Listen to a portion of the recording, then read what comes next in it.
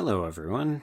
The clip you're about to hear is from one of our exclusive Patreon episodes, and like all of those episodes, it may contain spoilers, so consider yourself warned.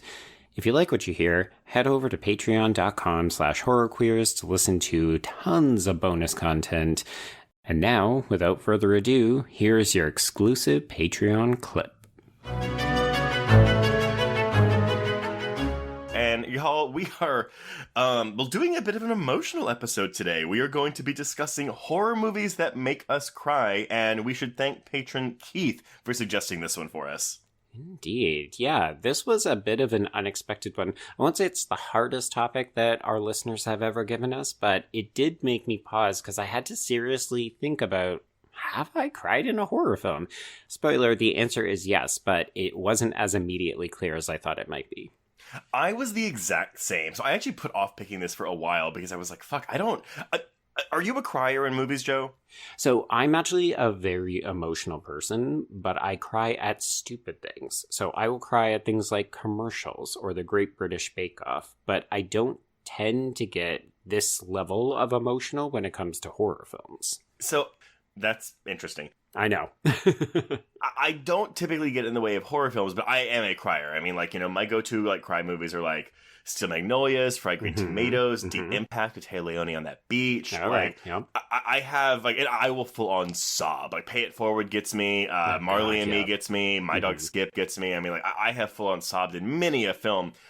But I was having some trouble being like, well, shit, have I? I've never full-on sobbed in a horror film. That's what I've learned. But I definitely have teared up in a horror film. Okay.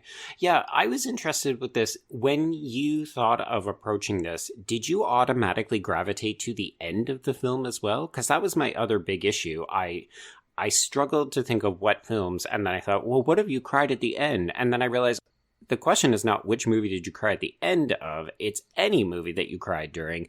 And I thought, oh, well, there's plenty of movies that have actually gotten me with one really powerful scene. Yes.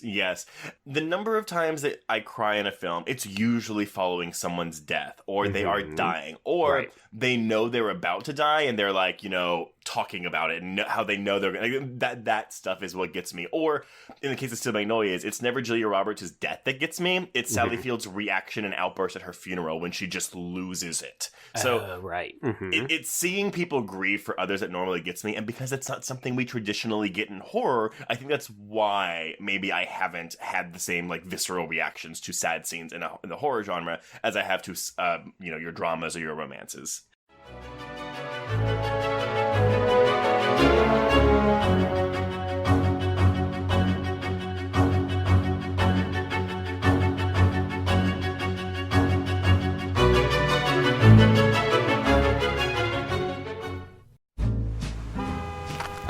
Atlas Avenue, a long stretch of road that encompasses everything the city of Kennett Heights has to offer.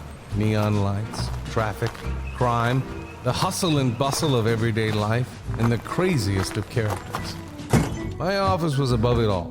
My name is James Locke, and I'm a PI. Hello, Mr. J. How the hell you doing today? Good, Edith. Nearly every year I have a new case. New people to meet, new clues to discover, and new problems to solve. But I do it the old-fashioned way. No technology.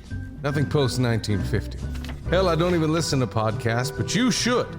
Atlas Avenue Beat is a spoof of the film noir genre with goofy characters, tons of wordplay, and non-stop raunchy humor. There's also 3 whole seasons out right now with more on the way.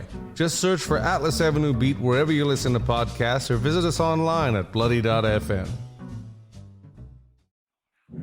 Hello, I'm Shelby Scott, the host of Scare You to Sleep, a podcast where I tell you spooky bedtime stories full of creepy sound effects and music that is soothing yet unsettling to help immerse you into a world of horror. This is a show for those of us who have realized horror can be a strange but relaxing escape from reality. Speaking of escapes, sometimes I lead you through guided nightmares, like a guided meditation, but instead of flowery meadows, I take you on a journey through your own personal nightmare. So come get lost in the terror with me Listen to Scare You to Sleep wherever you listen to podcasts or find us online at bloody.fm. Sweet screams.